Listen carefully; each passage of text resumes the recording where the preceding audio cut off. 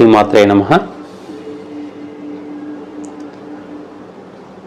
దివ్యమైనటువంటి శ్రీ సూక్త విధానాన్ని మనము అమ్మవారి అనుగ్రహంతో అధ్యయనం చేసేటువంటి సందర్భంలో ముగ్గురు మహర్షులు దర్శించినటువంటి ఈ సూక్తం లోపల అంతరార్థాలను గమనించే సందర్భంలో ఈ ప్రకృతి వెనక ఉండేటటువంటి అమ్మవారి శక్తి మనకు స్పష్టంగా కనపడుతుంది. మొదటి మంత్రమైనటువంటి హిరణ్యవర్ణాం హరిణీం సువర్ణరచితస్రజాం చంద్రాం హిరణ్మయీం లక్ష్మీం జాతవేదో మమావహ అనేదాని భావాన్ని మనము ఆకాశం నుంచి వచ్చేటటువంటి సూర్యకిరణము ఓజోన్ పొర దాటిన తర్వాత వచ్చేటటువంటి మార్పులను, దాన్ని తీసుకొచ్చేటటువంటి అగ్నివాహికను, ఆ శక్తిని, ఆ శక్తి భూమి మీద ప్రసరించే విధానాన్ని ఓ జాతవేదుడా మాకు తీసుకొచ్చి ఇవ్వు అని చెప్పేటటువంటి భావన, ఒక అద్భుతమైనటువంటి భావనను సూత్రీకరించారు. దాని తర్వాత మంత్రాన్ని మనం దర్శించేటట్టయితే తాం ఆవహ జాతవేదో లక్ష్మీం అనపగామినీం యస్యాం హిరణ్యం విందేయం గామశ్వం పురుషానహం. ఇది రెండవ మంత్రం. వచ్చినటువంటి కిరణం ఏ విధంగా ఉండాలి? మనము ఈ శ్రీ సూక్తాన్ని అధ్యయనం చేసేటప్పుడు బాగా గుర్తుపెట్టుకోవాల్సింది, సూర్యుని నుండి ప్రసారమయ్యేటటువంటి కిరణాలన్నీ కూడా అన్ని గ్రహాలకు ప్రచారమై వెళ్ళిపోతూనే ఉంటుంటాయి. ఎంతెంత దూరం ఉంటుందో ఆ దూరాన్ని బట్టి దాని యొక్క ప్రవాహం సోలార్ విండ్ అనేటటువంటిది వస్తూనే ఉంటుంది. కొంత తీవ్రంగాను, కొంత తక్కువగాను. భూమి దాని చుట్టూ తిరుగుతున్న సందర్భం లోపల వచ్చేటటువంటి మార్పులను అనుసరించి వస్తూనే ఉంటుంటాయి ఇవన్నీ కూడా. అయితే భూమికి ఉండేటటువంటి ప్రత్యేకమైన గురుత్వాకర్షణ శక్తి, ఇతరమైనటువంటి శక్తుల వల్ల దానిలో వచ్చినటువంటి చాలా మార్పులు ఏర్పడటం ద్వారా ఆ మార్పులకు చుట్టూ ఒక స్ట్రాటోస్ఫియర్ లోపల ఒక ఓజోన్ పొర అనేటటువంటిది ఏర్పడింది. ఈ ఓజోన్ పొర అవతల ఉండేటటువంటి కిరణము, ఈ ఓజోన్ పొర లోపల ఉండేటటువంటి కిరణము పూర్తిగా తేడా ఉంది.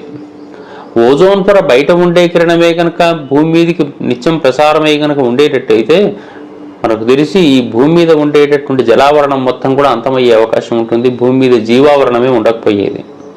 అల్ట్రావైలెట్ రేస్, అతి నీలలోహిత కిరణాలు డైరెక్ట్గా భూమి మీదకి వచ్చేటువంటి అవకాశం ఉంటుంది. కానీ ఈ ఓజోన్ పొర లోపలికి వచ్చినటువంటి ఈ కిరణము ఇంతకు ముందున్నటువంటి తీవ్రతను తగ్గించుకొని కొంచెం మార్పులు చేసుకుంటూ వస్తుంది. మరి ఆ కిరణాన్ని తీసుకొచ్చేవాళ్ళు మరి ఎవరు? అదే సూర్యకిరణమే. కాబట్టి కిరణము వాహికగా ఉంటూ లోపల ఉండేటటువంటి శక్తి అయినటువంటి లక్ష్మి లేదా అమ్మవారు లేదా శ్రీ అనేటటువంటి భావానికి ఈ మహర్షులు దర్శనం చేసుకున్నారు.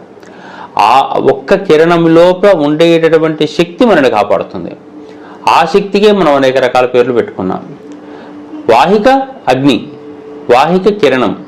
ఆ కిరణము లోపల ప్రసారమయ్యేటటువంటి కిరణం ఏదైనా తీసుకొని రావచ్చు. అగ్ని మంట మండుతున్నప్పుడు దాంట్లో ఏది పడితే దాని ప్రకారంగా అది వస్తూ ఉంటుంది.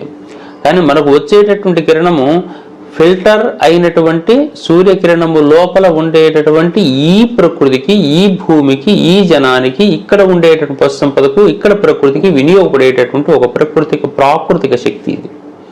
అందుకని ఇది ప్రత్యేకంగా శ్రీ. అందుకని తీసుకొచ్చేవాడు ఎవడంటే జాతవేదుడు. ఆ జాతవేదుడు అంటే అగ్ని అని చెప్పేసి చెప్పుకున్నాం. పుట్టగానే పుట్టుకతో తెలియదగినటువంటి వాడు అని. అందుకని తాం ఆవహ జాతవేదో లక్ష్మీం అనపగామిని. అపగామిని, అనపగామిని తీసుకుని వస్తున్నటువంటి లక్ష్మి, శుభలక్షణ లక్షితమైనటువంటిది లక్ష్మి. ఈ శుభలక్షణ లక్షిత ఎందుకు అయ్యిందంటే ఈ భూమి మీదికి ఆ లక్షణంతో చేరటం వల్ల మాత్రమే ఆ భూమికి సంపదలు కలిగాయి. అంతకుముందు సంపదలు లేవు. ఈ భూమి లోపల అనేక రకాల పదార్థాలు ఏర్పడ్డాయి. అందుకని ఆ శుభలక్షణ, సుఖము, ఆరోగ్యం, ఐశ్వర్యము, జ్ఞానము, తృప్తి, ప్రశాంతత అనేటటువంటి గుణాలు ఏవైతే ఉన్నాయో ఇవన్నీ స్త్రీకి సంబంధించినటువంటివి. ఈ స్త్రీ సంబంధించినటువంటి గుణాలు కలిగినటువంటి ఈ కిరణము మామూలుగా ఏం చేస్తుంటుందంటే ఓజోన్ పొర కన్నా బయట ఉండేటటువంటి కిరణం ఏం చేస్తుందంటే కిరణం వచ్చింది రాగానే అన్ని కిరణాలను లోపలికి ఎంటర్ కానికుండా కొన్నిటిని రిఫ్లెక్ట్ అవుతాయి, వెనక్కి వెళ్ళిపోతుంటాయి. కానీ ఈ లోపలికి వచ్చినటువంటి కిరణము మళ్ళీ వెనక్కు వెళ్లకుండా ఉండుగాక అనేటటువంటి భావన అపగామిని వెనక్కు వెళ్ళిపోతుంది ఆ కిరణం. ఆ కిరణం వెళ్లకుండా మనకి ఇది ప్రసరింపజేసి ఈ భూమిని పరితుష్టము సంతుష్టము చేయుగాక అనేటటువంటి భావాన్ని వ్యక్తీకరిస్తున్నారు ఇక్కడ ఆ మహర్షులు. తాం ఆవహ జాత వేదో లక్ష్మీం, ఈ లక్ష్మి ఎట్లుండాలి? అనపగామిని, నన్ను వరించిన లక్ష్మి నా దగ్గర నుంచి వెళ్ళిపోతే ఎంత బాధ అవుతుందండి. నా ఇంట్లో వచ్చినటువంటి సంపద, నాకున్నటువంటి ఆరోగ్యం, నాకున్న ఐశ్వర్యం, నాకున్న ప్రశాంతత, నాకున్న సుఖం, నాకున్న తృప్తి, ఏవైతే నేను లక్ష్మీ విధానాలుగా నేను భావిస్తున్నానో ఆ భావించినటువంటి అంశాలు నా దగ్గరికి చేరిన తర్వాత మళ్ళీ ఇంకెక్కడికైనా వెళ్ళిపోయాయి అనుకోండి, బాధ అనిపిస్తూ ఉంటుంది. అందుకనే మనకు వచ్చే కిరణ సమూహమైనటువంటి ఏ లక్ష్మీదేవి అయితే ఉంటుందో, ఏ స్త్రీ అయితే ఉంటుందో ఆ అమ్మవారు మన దగ్గరికి శక్తి రూపంలో చేరిన తర్వాత వెనక్కు వెళ్లకుండా ఉండేందుకు ఆయన ప్రార్థన చేస్తున్నాడు. ఆమె అపగామిని కాకుండా అనపగామిని అయి వెనక్కు వెళ్లకుండా, ఎందుకంటే కొన్ని కిరణాలు వెనక్కు వెళుతున్నవి గమనించినటువంటి ఋషులు వారు. అందుకని వెనక్కు వెళ్లకుండా మళ్ళీ మన వైపే వచ్చుగాక అనేటటువంటి భావాన్ని ఈ మంత్రం లోపల సూచించేస్తున్నారు. అయితే ఈ లోపలికి వస్తే ఏమవుతుంది? యస్యాం, దానివల్ల ఏమవుతుంది? హిరణ్యం విందేయం గామస్వం పురుషానహం అని చెప్పేసి చెప్తున్నాడు. దీనివల్ల ఏమేమి జరుగుతుంటుంటాయంటే హిరణ్యం జరుగుతుంది అన్నాడు. ఇక్కడ హిరణ్య శబ్దం అనేటటువంటిది బంగారం వెండి రంగులకు సమన్వయమైనటువంటి రూపము. హిరణ్మయి అని అమ్మవారిని పిలుస్తున్నారు, హిరణ్య రూప అని అమ్మవారిని పిలుస్తూ ఉన్నారు. కానీ ఈ హిరణ్యము మనం భౌతికమైనటువంటి అర్థంలో కనుక స్వీకరించేటట్టయితే సువర్ణము అనే అర్థం లోపల తీసుకుంటూ ఉంటాం. మరి ఈ భూమి మీద ఆ కిరణం పడటం వల్ల మాత్రమే ఈ భూమి లోపల జరిగేటటువంటి కొన్ని ప్రత్యేకమైన మార్పుల వల్ల భూమి లోపల అనేక రకాలైనటువంటి చేయించుకోబడిన కృతములు అకృతములు మనం కొన్ని ప్రయత్నపూర్వకంగా చేసే ఉంటాయి, కొన్ని ప్రయత్నపూర్వకంగా చేయకుండా దానంతలో అవి జరిగే ఉంటాయి. కృతాకృతములైనటువంటి భూమి లోపల అనేక రకాల మైన్స్ ఏర్పడుతున్నాయి. ఆ మైన్స్ ఏర్పడేటటువంటిదంతా కూడా ఏ కిరణం వల్ల ఏర్పడుతుందంటే మన వైపు వచ్చేటటువంటి ఒక పాజిటివ్ కిరణముల వల్ల మాత్రమే లోపల మనకు ఉపయోగపడే సంపద ఏర్పడుతుంది. లేకపోయేటట్టయితే భూమి అంతా పాడుపాడైపోయింది అనుకోండి, లోపల ఇతర గ్రహాల లాగానే ఏ కుజుడు లాగానో ఏ శుక్రుని లాగానో దాంట్లో అనేక రకాల వస్తువులు ఉండొచ్చు కాక మనకు ఉపయోగం లేని వస్తువులు అవుతుంటాయి. లక్ష్మి అంటే ఉపయోగించుకునేటటువంటి విషయమే, ఉపయోగించుకొని ఆనందించేటటువంటి విధానము ఆనందమే తప్ప అది పోగొట్టుకునేది కాదు. అందుకని ఏ కిరణజాలము యొక్క సమూహం వల్ల ఈ భూమి ఆనందాన్ని బంగారాన్ని పండిస్తూ ఉంటుందో, ఆనందంగా చూసేటట్టుగా చేస్తూ ఉంటుందో ఆ హిరణ్యం నాకు ఇచ్చుగాక అనేటటువంటి భావన. ఏ హిరణ్యం విందేయం గాం అశ్వం, ఇక్కడ అశ్వశబ్దానికి గోవులు ఇటువంటి శబ్దాలన్నీ కూడా తీసుకుని రావడం వెనక అర్థం ఏంటంటే ఏవి సంపదలు మనకు ఈ లోకంలో సంపదలు ఏంటి అంటే ఏవైనా కానీ ఈ లోకంలో గోవులు అశ్వములు పురుషులు ఈ చెప్పేసిన పదం ఉపయోగించారు. పురుషులు అనే పదానికి జనులు అనే అర్థం లోపల కిరణజాలముల యొక్క సమూహం వల్లనే ప్రకృతి బతుకుతుంది. ప్రకృతి యొక్క ప్రభావం వల్లనే భూమి మీద అనేక రకాల సంపదలు విలసిల్లుతున్నాయి. ఆ సంపదల లోపల పశుపక్షి సంపదలు ఉన్నాయి. ఆ సంపదల లోపల జీవ సంపద అయినటువంటి మానవ సంపద కూడా ఉంది. పశు సంపదల లోపల విశిష్టమైనటువంటి జంతువు లేదా విశిష్టమైనటువంటి వాడు మనిషి అనేటటువంటి భావన మన వాళ్ళు చూస్తూ ఉన్నారు. కాబట్టి అటువంటి విశిష్టమైనటువంటి పురుషుడు, విశిష్టమైనటువంటి అశ్వములు, విశిష్టమైనటువంటి గోవులు అనేటటువంటి భౌతిక భావన ఈ భూమి మీద వికసించాలంటే ఆ కిరణముల యొక్క సమూహం కావాలి. ఇంకా విశేషంగా ఆలోచించాలంటే అశ్వశబ్దానికి కూడా కిరణం అనే అర్థం. ఆకాశం నుంచి వచ్చేటటువంటి ప్రతి కిరణానికి కూడా అశ్వము అని పేరుతో పిలుస్తుంటారు.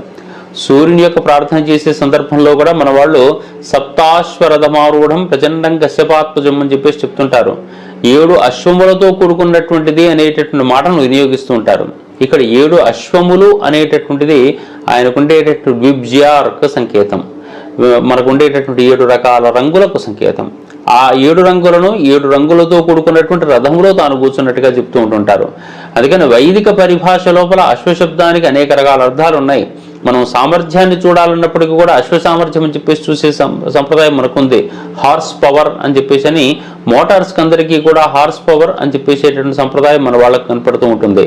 అందుకని అది హెచ్పి అని చెప్పేసి చెప్పేటటువంటి విధానం ఉంది. అందుకని అటువంటి అశ్వరూప కిరణవలిని కూడా మన దగ్గర రావటం మన వాళ్ళకి ఏంటంటే అశ్వధాటి అశ్వం వెళ్ళేటటువంటి వేగానికి ఆ కిరణానికి సంబంధంగా తీసుకొని ఆ వేగంతో వచ్చేటటువంటి కిరణాన్ని అశ్వంతో కూడా సూచన చేసేటువంటి సంప్రదాయం మన వాళ్ళకి కనపడుతూ ఉంటుంది.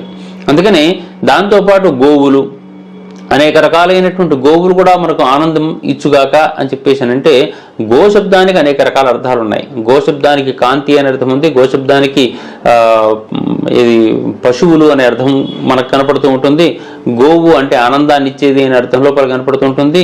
అనేక రకాలైన అర్థం, ధనిష్ట నక్షత్రానికి కూడా గోలోకం అని చెప్పేసి ఒక పేరుంది. ఆకాశంలో గోవీధి అని కొన్ని నక్షత్రాల సమూహాన్ని కలుపుకొని చెప్పేటువంటి విధానం ఉంది. గోచారము అని చెప్పేసి అంటే గ్రహముల యొక్క ప్రస్తుత సంచారం అనేటప్పుడు గోచారం అని చెప్పేసి సంబంధం ఉంది. కాబట్టి కేవలం గోవులు అన్నప్పుడు భౌతిక సంపద రీత్యా మనం కనపడుతున్నటువంటి గోవులు మనకు కనిపించేటటువంటి అవి పశువులను వసువులుగా చూసే సంప్రదాయం మనకుంది. వసువులనే పశువులు అని చెప్పేసి అంటున్నారు. ఈ వసువులు పశువులు అని చెప్పేసి అంటే మనకు సొమ్ములు అని చెప్పేసి అని కొన్ని ప్రాంతాల లోపల పశువులను సొమ్ములు అని చెప్పేసి చెప్తూ ఉంటుంటారు. ఈ సొమ్ములు ఏం చేస్తూ ఉంటుంటాయి అని చెప్పేసి అంటే మనకు ఆనందాన్ని, ధనాన్ని, సంతృప్తిని ఇస్తూ ఉంటుంటాయి. కాబట్టి ఏ రూపంలో చూసినప్పటికీ కూడా భౌతిక సంపదల రీత్యా కనిపించేటటువంటి ఏ గోవులైతే, ఏ అశ్వాలైతే, ఏ జీవజాతి అయితే ఉంటుందో అవన్నీ కూడా నాకు ఆనందాన్ని కలిగించాలి అని చెప్పేసి అనుకునేటట్టయితే నాకు ఆ అమ్మవారు ఆనందాన్ని, ప్రశాంతతను ఆ కిరణ రూపం లోపల సంతోషాన్ని, సంతృప్తిని కలిగించుగాక అని చెప్పేసి మనం అనుకుంటూ కూర్చోవలసిన అవసరం కనపడుతుంది. అందుకని మనము ఈ భౌతిక దృష్టితో చూసేటటువంటి ఈ అంశాలన్నీ మన దగ్గరికి రావాలి అనుకునేటట్టయితే అపగామిని కానటువంటి, అనపగామిని అయినటువంటి ఆ లక్ష్మీదేవిని, ఆ శ్రీని మనము ఆ జాతవేదులు తీసుకొస్తున్నటువంటి ఆ విశేషాన్ని మనం ఆరాధించి దానిని దర్శిస్తూ కూర్చునేటట్టయితే ఆ భావన మన మనసుకు ఆనందాన్ని కలిగిస్తూ ఉంటుంది. సాధారణంగా కాంతిలోకానికి ఆనందాన్ని కలిగించేటువంటి విధానము ఒక రకమైనటువంటి ప్రశాంతతనిస్తుంది. అదే రకంగా వేగంతో కూడుకున్నటువంటి జీవన విధానంతో కూడుకున్నటువంటి కిరణజాల సమూహం కూడా మనకు ఆనందాన్ని కలిగిస్తుంది. ఈ రెండూ గనక మన దగ్గర లేకపోయేటట్టయితే ఈ జీవజాతి, ఈ ప్రకృతి, ముఖ్యంగా ఒక పంట పండాలి అంటే సూర్యుడి కిరణం కావాలి. ఆ కిరణం ఎటువంటి కిరణం కావాలి? ఈ స్త్రీ సంబంధమైన కిరణమే కావాలి. ఇవాళ మనం అన్నపూర్ణ అని చెప్పేసి పెట్టుకునేటటువంటి అమ్మవారి రూపం ఏమిటి అంటే భూమి మీద వచ్చేటటువంటి ఈ స్త్రీ సంబంధమైనటువంటి ఒకానొక కిరణం మాత్రమే.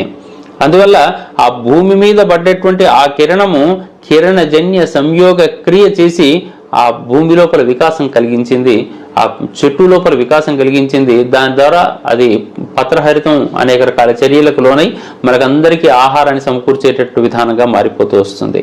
అందువల్ల ఈ అశ్వశబ్దము, గోశబ్దము ఇవన్నీ భౌతికార్థంలో ఒక రకమైన అర్థం తీసుకున్న ఆధ్యాత్మిక అర్థం లేదా వైజ్ఞానిక అర్థంలో కనుక స్వీకరించేటట్టయితే మాత్రం అవి మనకు సంపదను కలిగించేవి. సంపద అని చెప్పేసి అంటే కేవలం మనము చూడటానికి కనిపించేది మాత్రమే సంపద అనుకోకూడదు. ఐశ్వర్యము అనే శబ్దానికి కేవలం కనిపించే సంపద మాత్రం కాదు. కనిపించే సంపద కేవలం ధనం రూపంలో ఉండేది, బంగారం రూపంలో ఉండేది మాత్రమే. కనిపించని సంపదలు చాలా ఉన్నాయి. మనకు ఆరోగ్యం, మనకు ఐశ్వర్యం, మనకు సంతృప్తి, మనకు ప్రశాంతత, వీటికన్నిటికీ కూడా ఉండవు. మనకుండే ధైర్యం. అందుకే లక్ష్మికి అనేక రూపాలను చూపిస్తూ ఉంటుంటాం. ధైర్యలక్ష్మి, ధాన్యలక్ష్మి, విద్యాలక్ష్మి, సంతాన లక్ష్మి అని చెప్పేసి పేర్లు చెప్తూ ఉంటుంటాం. ఇన్ని లక్ష్మిలు ఎక్కడి నుంచి వస్తాయి అంటే మనలో ఉండేటువంటి సంపదలు. ఈ సంపదలను పెంచాలి. ఈ సంపదలు పెంచాలంటే ఇవి గోవులు, ఇవి కోరికలు, ఇవి భావాలు, ఇవి అదేవిధంగా వీటికి కిరణ సమూహం అవసరం అవుతూ ఉంటుంది. ఇటువంటి భావాలతోని గనక ఈ విశేషాలను గమనించేటట్టయితే ఆ శ్రీ సూక్తంలో ఉండేటటువంటి ఈ మంత్రం యొక్క లక్షణం ఆకాశం నుంచి వస్తున్నటువంటి ఆ కిరణ సమూహం అని అర్థమయ్యేటట్టయితే ఉపాసకులు ఉపాసన చేసే సందర్భంలో ఆ ఒక్క మంత్రాన్నైనా కానీ దర్శిస్తూ కనుక కూర్చునేటట్టయితే ఆ భావన మనకు పరిపుష్టమై ఈ భూమి మీద ఉండేటటువంటి జీవజాలం అంతా కూడా ఆనందంగా ఉండే అవకాశం ఉంటుంది. ఆ మార్గం మనం అధ్యయనం చేసేటట్టయితే మనకు ఈ రెండవ మంత్రం కూడా ఒక రకమైనటువంటి ప్రత్యేకమైన ఉపాసన విధానానికి ఈ లోకంలో కనుక ఆలోచన చేసేటట్టయితే అనేక రకాల సంపదలకు అవకాశం ఉంటుంది. తాం అవహజాత వేదో లక్ష్మీం అనపగామినీం యస్యాం హిరణ్యం విందేయంగామస్వం పురుషానహం అవన్నీ ఇచ్చుగాక అనేటటువంటి భావనతోని ఈ ఉపాసన పూర్తి చేద్దాం. ఈ దర్శనం ఇచ్చినటువంటి ఆ మహర్షులకు మనస్ఫూర్తిగా నమస్కరించుకుందాం. శ్రీమాత్రే నమః.